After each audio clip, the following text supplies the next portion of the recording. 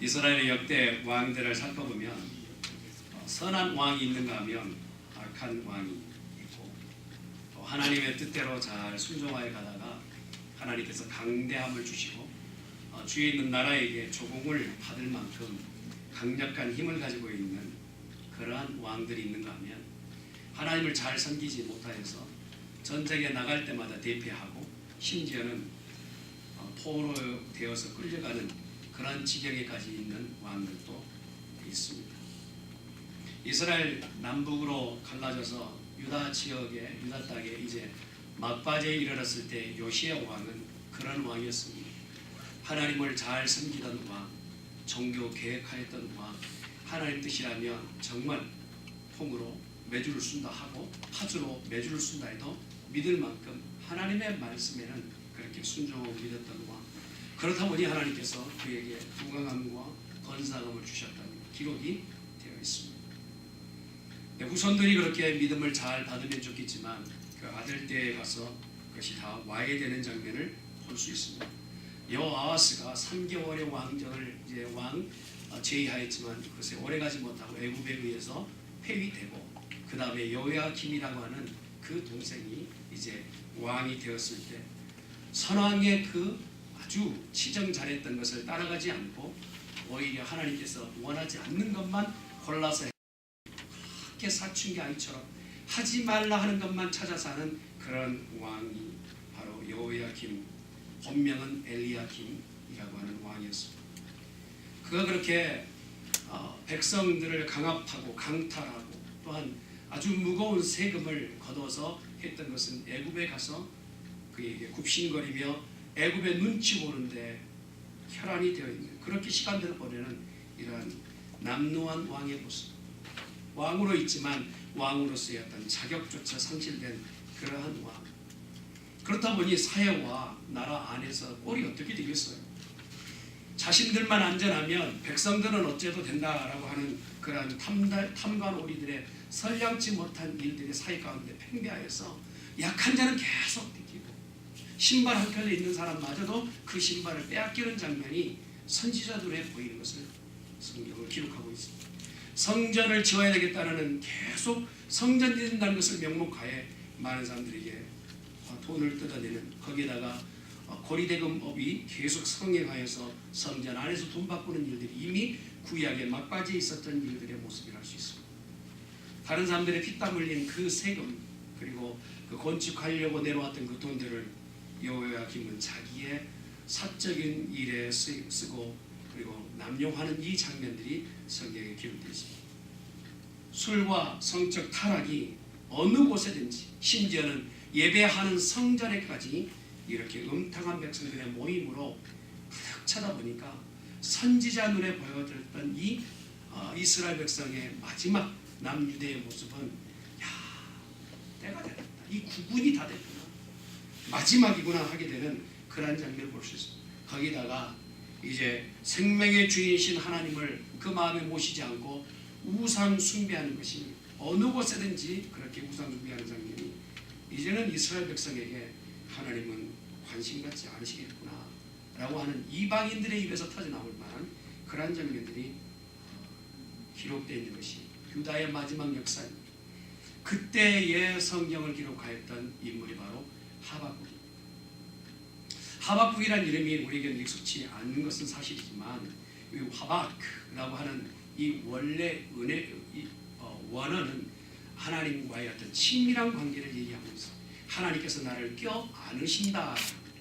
원래 이 하박국이라고 하는 이 이름을 지었던 부모의 상황을 보니까 어렵게 아들을 낳았던 것 같아요. 그래서 어렵게 아들을 낳다 보니까 금지옥엽처럼 그렇게 키우는 겁니다. 옥동자처럼. 그래서 이 애가 내려놔서 발에 땅이 안 닿게끔 늘 품에 안고 키운 거예요. 그러면서 이름을 지을 때 내가 품에 안은 자다라고 하는 이름을 지어서 하박라고 이름을 지었다라고 얘기해요. 근데 하박국 이 선지자가 보았던 이스라엘의 모습은 어느 곳을 보아도 소망이 없는, 참 절망과 좌절.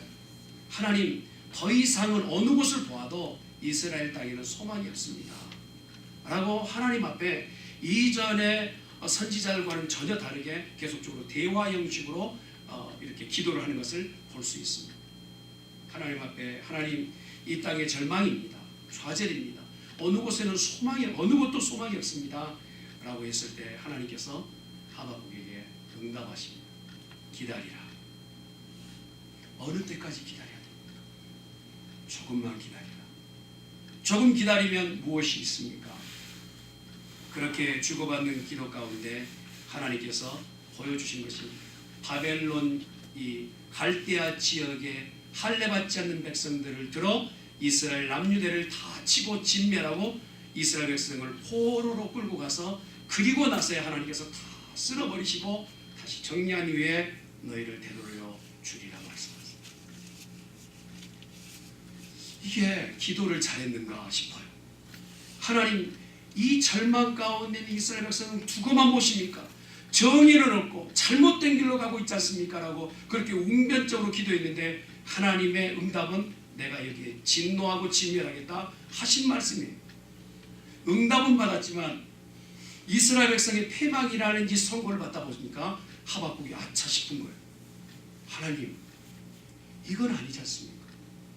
아니 어떻게 할례받은 이스라엘 백성이 할례받지 않은 백성에게 패망하여 망하는 그러한 징조를 보여주신단 말입니까?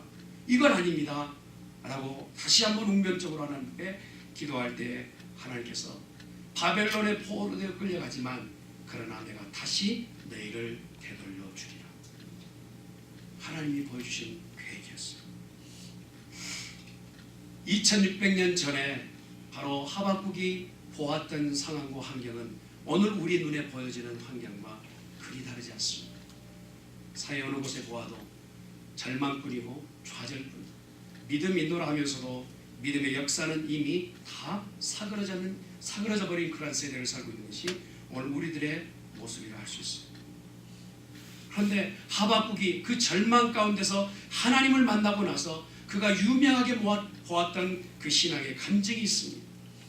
우리가 잘 아는 것처럼 무화과 나무에 열매가 그리고 포도나무에 소주 그리고 우리의 양이 없고 외양간에 송아지가 없다 할지라도 나는 오직 여호와로 인하여 만족합니다 라고 하는 이 어마어마한 고백을 하게 됐다면 1장에 시작하였을 때 그 마음에는 하나님이 세상이 없다입니까? 어떻게 세상이 이겁니까? 라고 하나님 앞에 원망 섞인 기도로 시작했다면 그 마지막 3장에 가서는 그가 고백하기를 나는 여호와로 만족합니다. 하나님이 이 계획하심을 완벽하게 이루실 것을 확신합니다 라고 신앙이 바뀌게 됐다는 것. 이 중간에 어떤 일이 있었을까? 성경은 오늘 읽었던 짧은 말씀에 이런 말씀을 하십니다. 여호와에 대한 소문을 들었나이다. 할렐루야. 세상에는요 소문이 많습니다. 이 소문 저 소문. 소문은 발도 없지만 천리를 간다고 얘기해요. 발 없는 말이 천리를 간다지 않습니까? 좋은 소문이 있는가 하면 나쁜 소문도 있고 하나님에 대한 소문이 있는가 하면 그렇지 않는 소문이 이 세상 가운데 가득 차 있는 것이 사실이죠.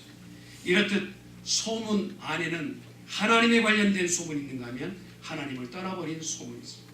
그래서 이 소문을 구별할 때 어떤 것이 좋은 소문인가 어떤 것이 나쁜 소문인가 굿뉴스인가 배드뉴스인가를 포함하게 됩니다.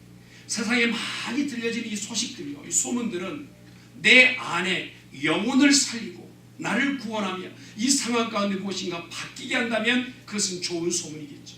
그러나 들은 소문이 나의 삶 가운데 전혀 작용하지 않고 내 삶에 변화도 없고 세상도 바뀌지 않고 그냥 그렇게 간다면 그 소문이 무슨 소문이든 간에 내게는 좋은 소문이 아닙니다. 1946년 여름에 있었던 남아프리카 공화국에 있었던 여러분 웃지 못하고 이해하지 못하고 믿기지 않는 일이 있었습니다. 곡식을 잘 자라게 했던 농부들이 그 넓은 추수했던 그 대지를 바라보면서 이제 곡식 거둘 일만 남았거든요. 그래서 기쁨으로 기다리고 있는데 소문이 돌았어요.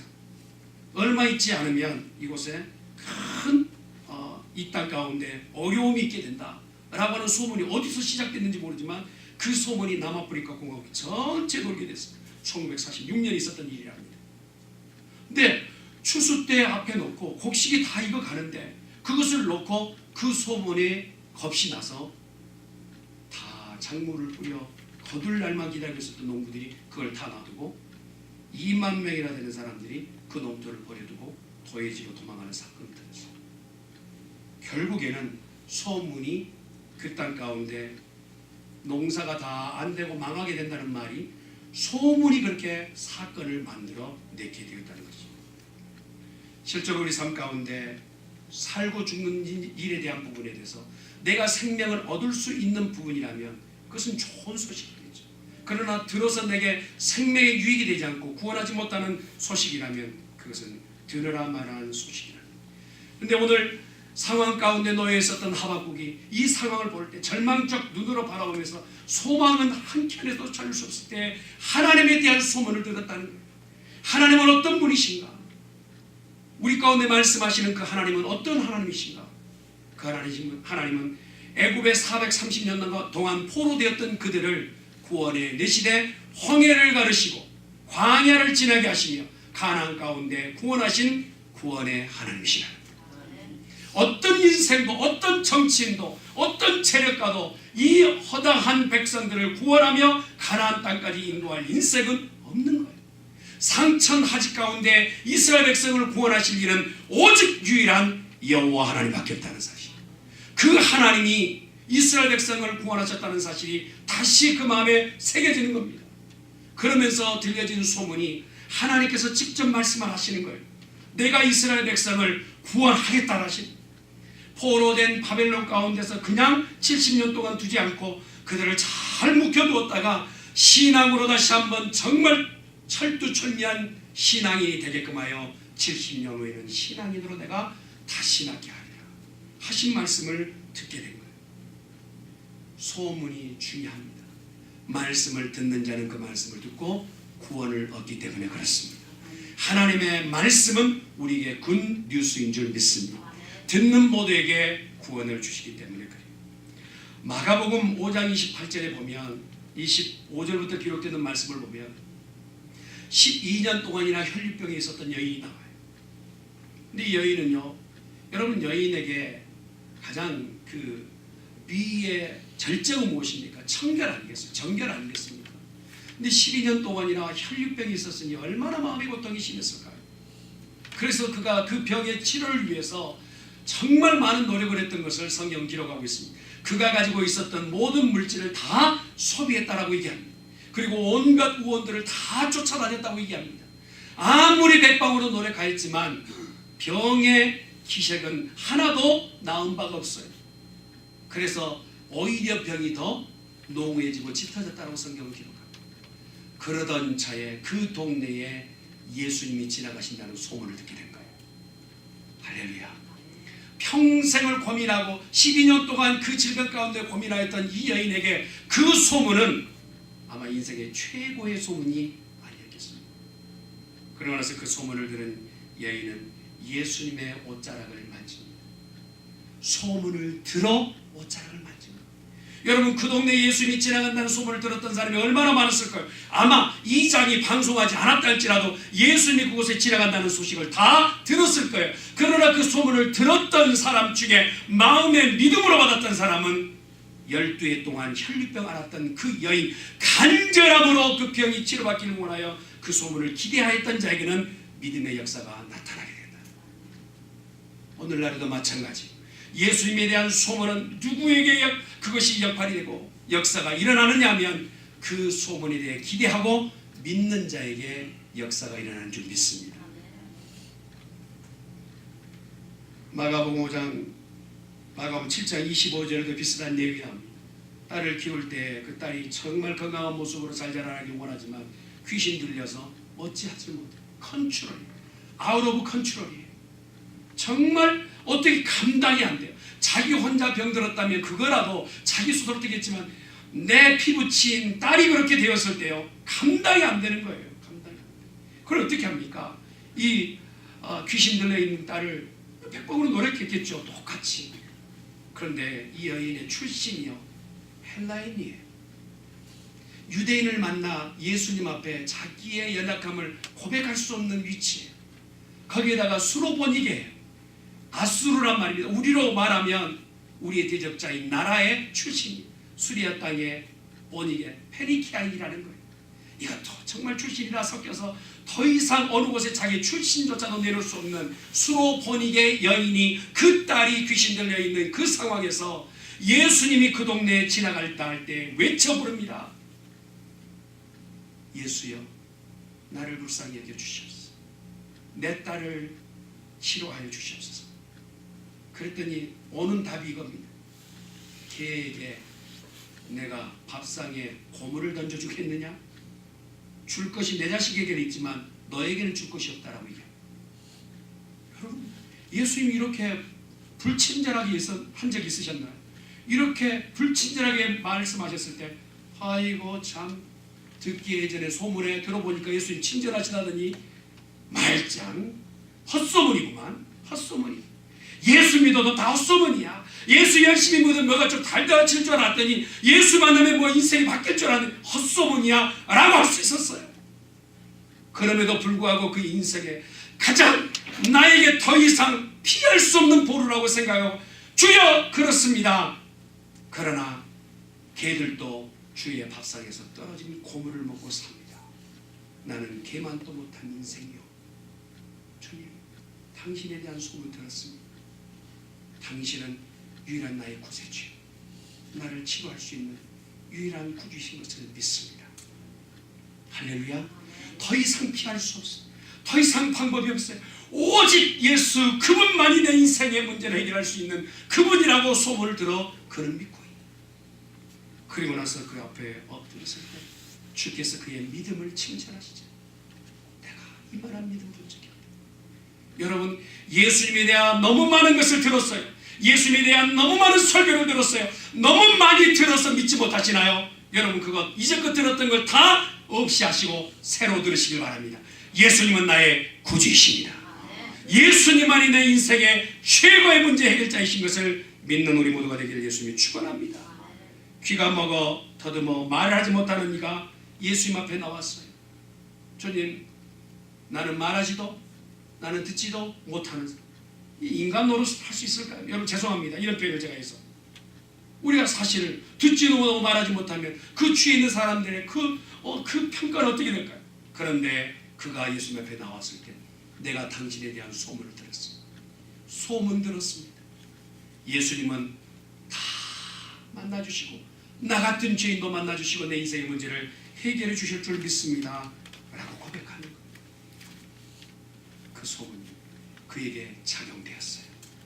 저는 오늘 이곳에 모인 모든 성도들이 예수님의 소문을 정말 나의 사건으로 받아들이는 믿음이 있기를 예수님을 축원합니다. 예수님에 대해서 너무 잘 아는 엠마오로 내려가는 제자들 보세요. 예수님에 대해서 다 알았어요. 들었어요. 부활도 들었어요. 너무 많이 한 것 때문에 문제예요. 너무 많이 보았기 때문에 문제. 그러면서 엠마오로 내려가면서 예수님이 같이 계심에도 불구하고 예수님이 같이 계심을 평가하지 보지 못하는, 눈이 어두워서 보지 못하는, 내려가면서 예수님에 대해서 이전에 이 일에 되어진 일을 물었을 때 오히려 예수님에게 나무랍니다. 요 근래에 되어진 이야기 듣도 못했는 거 이 사람아? 핸드폰도 또 어디다 써? 아니 뉴스는 교차로 신문은 그냥 보는가? 예수님에게 되묻는 거예요. 여정 되어진 일을 몰라? 예수님에 대해서 몰라? 예수님에 대해서 듣지 못해서 예수님에게 되묻는 거예요. 미련한 자예요. 소문은 들었지만 그 소문이 내 안에서 믿어지지 않는다면 내 삶에는 변화가 없는 거예요. 알지 않습니까? 좋은 소문이란 그 소문이 내 삶에 작용이 일어날 때 비로소 그때는 굿뉴스가 되는 거예요. 할렐루야. 아무리 들었던 많은 소리가 나와는 상관이 없다면 더 이상 그것은요 그냥 잡다한 소식뿐이에요. 그러나 하박국은 오늘 하나님에 대해서 들었습니다. 상황을 보고 환경을 보았더니 비참해요. 그러나 하나님이 자기 자신에 대한 소개를 하십니다. 말씀을 주십니다. 그러면서 그 말씀을 들었을 때에 하박국은요 마음이 뜨거워진 거예요. 실력이 뜨거워진 거예요. 내가 여호와에 대하여 소문을 들었습니다. 하나님은 그런 분이십니다. 하나님은 구원하신 분이십니다. 은혜를 베푸는 분이신 줄 믿습니다. 고백합니다. 기다리라 하면 기다리고 멈춰서라면 멈추서는 그러한 선지자 역할을 감당하는 사람으로 바뀌게 된 것이죠. 그러면서 그가 고백하는 것이 이것입니다. 주여 수일 수년 내에 부흥을 허락하여 주시옵소서. 한번 따라합시다. 부흥하게 하옵소서. 여러분 우리 교회 부흥하기를 소망하시지요? 아멘. 부흥하기를 원합니다. 그러나 진정한 부흥이 무엇일까요? 보통 그래요. 제 친구들이 이제 한국에 전화하거나 이렇게 동역에 있던 이 LA나 이렇게 전화해 보면 목사님 교회 좀 부흥했죠? 라고 얘기하면 그 의미를 제가 들을 때 부흥했지요? 라고 하는 말이 어떤 말로 받아야 될까? 숫자가 좀 늘었지요? 좀 성장했지요? 라고 하는 그런 얘기가 아닐까 싶어요. 그런데요, 오늘 부흥하게 하옵소서 하는 유일하게 쓰고 있는 부흥이라는 단어, 성경 다 뒤져도 부흥이라는 단어는 여기밖에 안 나오거든요. 그런데 이 부흥이라는 단어의 히브리어 원어는 하야라는 단어를 썼어요. 하야. 죽었던 것이 살아나리라는 거예요. 살아나리라. 소망 없고 기대할 것 없고 절망이고 좌절인 곳에 하나님께서 그곳에 생명을 얹으시고 그곳에 일어나는 역사, 이것이 바로 부흥이라는 겁니다. 사랑하는 성도 여러분, 우리 교회 부흥하기를 바랍니다. 살아나는 역사가 있기를 예수님이라고 축원합니다. 성경에 보면 7번이나 죽었던 자를 살리는 기록이 나와요. 예수님이 3번 살리시고 또한 엘리야와 엘리사 또한 베드로와 바울이 한 번씩 살리는 7번의 사람 살리는 역사가 나타나요. 그럴 때마다 어떤 단어를 썼느냐면 오늘 부흥케 하옵소서, 부흥이라는 단어를 썼어요. 죽어서 도저히 사용되지 더 이상은 죽어서 일어나지 못할 대상에게 부흥하게 하옵소서, 살아나게 하옵소서, 숨쉬게 하옵소서, 걷게 하옵소서, 무엇인가 작용하게 하여 주시옵소서. 아멘 할지어다. 아멘. 할렐루야. 우리 교회 부흥하는 교회가 되기를 예수님 이름으로 축원합니다. 에스겔에요 37장 2절에 보면 말씀이, 에스겔의 환상을 보지 않습니까? 뼈들이 사방에 그냥 널브러져 있어요. 그것 가운데서 뼈를 볼 때 왜 이런 골짜기를 데리고 오셨을까? 라고 했을 때 이 뼈들이, 이 뼈다구들이 살 수 있겠느냐 물으십니다. 여러분 상식으로 보세요. 뼈들이 어떻게 살 수 있겠어요? 마른 뼈들이고 그것도 그것이 백골이 되었는데, 그런데 하나님께서 말씀하셨습니다. 말씀하시면 뼈들이 군대가 된다는 거예요. 살아난다는 겁니다. 하야. 제가 라스베가스에 오게 되었을 때 기도를 하지 않았겠습니까? 아마 사역지를 옮긴다는 것은 간단하게 이사하는 것보다는 훨씬 더 마음에 여러 가지 생각을 두고 옮기게 될 것입니다. 나무 한 그루를 옮겨 심는데도 상당히 많이 고민하고 어디다 심을까 그렇지 않습니까? 분갈이 하나 하더라도 그렇잖아요. 그러나 사역의 사역지를 옮긴다는 것은 쉽지 않았어요. 그러면서 하나님 앞에 기도하다가 저희 내가 받은 말씀이 그거예요. 저한테 주셨던 말씀은 사막에 꽃이 피어 향기 나리라. 네가 간 땅에 내가 사막이라 할지라도 꽃이 나게 하리라. 제 아내에게는 네가 서 있는 곳에 강단에서 물이 곳이 가는 곳마다 나무가 자라고 초목이 자라고 새들이 깃드는 영원의 안식처를 만들어 주리라. 저는 지금도 하나님 주신 말씀을 신뢰하고 믿고 있어요. 아멘. 어려울 때마다 하나님 다시 되새기세요. 시시때 때마다 하나님께서 쌍무지개를 그런 거 있잖아요. 자기중심적으로 세계를 바라보는 거예요. 무지개가 뜨면 나한테만 비춰주는 것 같아요. 그러면서 하나님의 말씀이 다시 생각나는 거예요. 하나님 지치고 고단한데 하나님 다시 한번 나에게 토장, 당신이 찍으신 토장처럼 나에게 보여주신 믿음으로 힘내서 이 일을 해보겠습니다. 할렐루야. 사랑하는 성도 여러분, 살아나야 합니다. 하나님의 말씀을 듣는 곳곳마다 하나님의 소문을 듣는 곳곳마다 살아나는 부흥의 역사가 있기를 예수님의 이름으로 축원합니다. 현재 교회들이 세상에 기대하며 바라보고 있습니까? 세상이 교회를 얼마나 기대하고 있습니까? 기대치가 얼마나 높습니까? 질문하기도 부끄러운 시대가 되었어요. 목회자에 대한 존경심은 어떻습니까? 이곳저곳에 교회는 넘어지고 자빠지고 영적 지도자들은 세상의 재판장에 드나드는 모습을 보면서 하나님은 지금 가슴을 치시는 것 같아요. 살아나야 되지 않겠니? 살아나자. 우리 교회 라스베가스에 먼저 살아나는 교회 되기를 간절히 축원합니다. 부흥이란 오늘 우리 모두에게 필요합니다. 정말 규모가 크다고 해서 부흥이 필요치 않거나 정말 너무 작다고 해서 꼭 그 교회만 부흥이 되는 것이 아니라 우리 모두에게 교회라면 살아나는 역사가 있어야 될 줄 믿습니다. 사막과 같은 가정에 계시나요? 사막과 같은 개인의 사업체가 있습니까? 더 이상 피할 수 없는 절망 가운데 있는 직장생활하고 있습니까? 내일이란 기대 없이 그냥 죽지 못해 살면서 직장생활하고 있습니까? 여러분의 삶과 생활의 모든 부분에서 다시 살아나는 역사가 있기를 예수님의 이름으로 축원합니다. 평생을 안지병으로 살았던 네가요, 잠깐 무엇이나 걸쳐지고 한 번이라도 서보는 것이 그것이 자기의 기대였다면, 엉거주춤이라도 좋으니까 서보는 것이 기대였다면 하나님의 기대는 그것이 아니에요. 엉거주춤이 아니라 일어나 걷고 뛰는 것이 하나님의 소원이었어요. 앉아 있어서 평생을 살았던 안진뱅이가 이제는 일어나 걷는 것이, 뛰는 것이 하나님의 소원이라면 저와 여러분의 소원도 그렇게 받게 될 줄 믿습니다. 목사님 너무 부담 주면서 설교 그렇게 소리 지르면서 설교하지 마세요. 부담스러워요. 그러신 분들도 계시겠지만 여러분, 이제 그 기도하지 못한 분이 있다면 기도하셔야 합니다. 예배를 한 주만 드리는 것이 내가 역사적 사명을 띠고 이 땅에 태어난 본 목적이라고 생각하고 있다면 예배 드림이 여러분의 기쁨이 되어야 합니다. 내가 바뀌지 않으면 교회는 바뀔 수 없어요. 내가 바뀌지 않으면 사회는 바뀌지 않아요. 교회는 계속해서 망할 때까지 갈 것입니다. 그러나 우리 교회가 그 일에서 막아서며 하나님 앞에 온전히 서기로 작정한다면 하나님 우리 교회와 먼저 함께 하실 줄 믿습니다. 부흥이란 살아나는 거예요.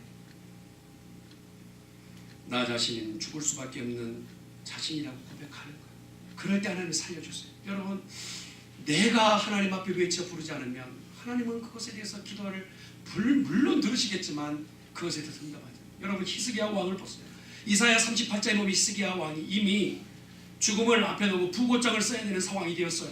그때 하나님께서요, 이 히스기야의 왕의 기도를 들으십니다. 하나님, 내가 하나님 앞에 진실하며 전심으로 하나님 앞에 살았던 것 나 기억해 주세요. 내가 하나님 앞에 어떻게 살았던 것 나 좀 기억해 주세요. 주의 목전에 내가 선하게 행했던 것 나 좀 기억해 주세요 하면서 히스기야가 하나님 앞에 기도합니다. 그러면서 이렇게 합니다. 하야 엘로힘 하야, 천지 만물을 지으신 여호와 하나님, 나를 살려주세요. 아멘. 그랬더니 하나님께서 이사야 선지자를 통해서 말씀하십니다. 내 종 히스기야에게 가서 그가 더 살 수 있다라고 말을 전하라. 남의 일이라고 그렇게 아멘 안 하면 안 돼요. 할렐루야. 여러분, 내가 내일 죽을 일이 있었는데 하나님이 살려주셨단 말입니다. 기쁨 아니겠어요? 오늘 우리가 그래요. 내일을 하십니까? 내일을 하세요. 오늘은 내 것이라 할 수 있지만 내일은 내 것이 아니에요. 하나님이 더 살려주셨다면 그 살려주심으로 인해서 하나님의 영광들 우리 모두가 되어져야 될 줄 믿습니다. 부흥은 두 번째 어떤 것이냐? 하나님의 긍휼을 구하는 것이에요. 오늘 읽었던 이전의 말씀이 무엇이냐? 여호와여, 긍휼을 잊지 마옵소서. 긍휼. 사실 나 자신을 내가 너무 잘 알아요. 하나님 앞에서 아버지라고 하지만 하나님을 아버지로 둘 만한 그런 인생이 못 되는 것은 내가 너무도 잘 알아요. 너무 피폐하고 너무 죄악이 많고 관영된 세상 가운데, 죄악에 관영된 세상 가운데 내가 그렇게 굴러먹던 인생이라는 걸 내가 더 잘 알아요. 부모에게 효하는 것보다 부모의 마음에 대못질하 했던 것이 나라는 걸 너무 잘 알아요. 나 자신을 너무 잘 알기에 하나님 앞에 무엇을 구하라 합니까? 하나님, 나를 불쌍히 여겨 주시옵소서. 긍휼히 여겨 주시옵소서. 이러한 고백을 할 때 하나님께서 그곳 가운데 긍휼을 베풀어 주신 것입니다. 믿는다는 것은 단순한 지적 활동이 아니라는 걸 우리 아시잖아요. 너무 우리가 잘 믿고 있어요. 나는 예수 믿어요 라고 하는 사람이 정말 예수 믿는가 물어보면 알기는 잘 알아요. 그러나 내가 죄인이라는 것을 고백하지 않아요. 설교 중에 회개하세요 그러면요, 목사님이 왜 이렇게 죄에 대해서 저렇게 강요한다. 은혜는요, 내가 죄인이라고 고백할 때 그때 시작되는 거예요. 아멘. 우리 스스로가 하나님 앞에 은혜를 구하고 하나님 앞에 긍휼을 구하는 복된 성도가 될 수 있기를 예수님의 이름으로 축원합니다. 우리 모두에게 하나님의 긍휼이 필요해요. 지금 이곳에 긍휼이 필요합니다. 하나님 앞에 긍휼을 구할 때 우리의 삶은 바뀌게 될 줄 믿습니다. 하나님 앞에 항의하며 기도했던 하박국이 어떻게 됩니까? 하나님 앞에 삿대질하면서 기도한 거예요. 그런데 하나님 앞에 기도했던 그가 이제 중보 기도하는 자로 바뀌게 됩니다. 염려가 예배로 되었고 두려움은 믿음으로 바뀌고 공포는 신뢰가 되었고 자기 포기는 희망으로 바뀌게 된 거예요. 번민은 찬양으로 바뀌게 되고 물음표였던 것은 느낌표로 바뀌게 된 거예요. 내 인생에 이 변화가 있어지기를 간절히 축원합니다. 긍휼을 구할 때 하나님 나를 불쌍히 여겨 주시옵소서. 긍휼을 구할 때 하나님은 그렇게 하시는 줄 믿습니다. 하나님은 자기 자신을 소개할 때 이를 행하시는 여호와 그것을 지어 성취하는 여호와 그 이름을 여호와는 이가 말씀하시니라 말씀하세요. 하나님은 일하시는 하나님, 오늘도 그 일을 성취하시는 여호와이신 줄 믿습니다. 그 하나님 앞에 긍휼을 구하는 저와 여러분 모두가 되어지시기를 간절히 축원합니다. 어떤 분은 그래요. 많은 사람들이 함께 기도하면 하나님께서 내 기도 어떻게 들어주시냐 이렇게 시끄러운데 참 때묻지 않는 그 어린아이의 순수한 그런 마음으로 얘기를 해요. 네, 제가 글귀를 읽었던 것 중에 감동되었던 글귀가 있어요. 피곤한 어머니는 폭풍 속에서도 잠잘 수 있다. 그러나 자기 품에 있는 아이가 조금만 뒤척여도 엄마는 깨어난다. 하나님은요, 세상의 그 번잡함보다 오늘 우리 입에서 나오는 주여 주여 하는 신음소리까지도 듣고 계신다는 사실을 기억하세요. 기억하세요. 마지막 한 가지만 더 보겠습니다. 하나님은 우리에게 어떨 때 부흥을 주시느냐? 믿고 기다리는 자에게 부흥을 주세요. 할렐루야. 한번 따라합시다. 믿고 기다리라. 어떤 분이 기도하시는데 기도를 한참 하다가 그 기도 응답 안 돼가지고 하나님 앞에 어느 때는 하나님 앞에 따지듯 물었대요. 하나님 왜 기도할 때마다 응답을 안 주십니까? 그랬더니 이렇게 대답했대요. 내가 바로 응답하려고 하면 너 그때 일어나더라. 그때 일어나대. 희한하게. 기다리세요. 하나님은 여러분의 기도에 귀 기울이고 계세요. 하박국이 얘기합니다. 하나님 이런 일이 언제 있습니까? 라고 했더니 주마등처럼 그가 영화를 보는 것처럼 하나님께서 어떤 일들이 앞으로 있을 것인지에 대해서 쫙 보여주십니다. 2장 14절 15절 16절 16절 3장까지 가기까지 그 하박국 눈에 정말 선명한 영화가 촉촉촉촉 지나가듯이 보여주시는 것. 얼마나 놀라운 광경을 보았는지 그 광경을 보고 뭐라고 합니까? 내 창자가 등에 붙은 듯하고 내 뼈가 으스러지는 듯하였다라고. 그리고 나서 너무 합니까? 여호와의 구원하심이 물이 바다를 덮음과 같나이다. 할렐루야. 물이 많아져서 세상을 덮은 것 같이 여호와의 구원하심이 그리 될 줄 믿습니다. 그가 믿음의 큰 천하를 이루는 것을 보게 된 거예요. 그러면서 뭐라고 합니까? 3장에 넘어와서 이것 없어 괜찮아, 저거 없어도, 양 없어 괜찮아, 돼지 없어도 괜찮아, 송아지 없어도 괜찮아, 포도나무, 감람나무, 무화과나무 없어도 괜찮아요. 내 영혼은 여호와로 만족하나이다. 할렐루야. 조금만 믿고 기다리는 성도가 되기를 예수님의 이름으로 축원합니다. 하나님이 좋은 것 주시겠다 말씀하세요. 기도하면 선한 것 주신다 말씀하세요. 한번 따라합시다. 내 인생의 최고의 날은 오고 있다. 우리 교회도 부흥할 줄 믿습니다. 모든 것이 새로워지고 다시 살아나는 역사, 우리 중앙교회가 부흥하는 날이 될 줄 믿습니다.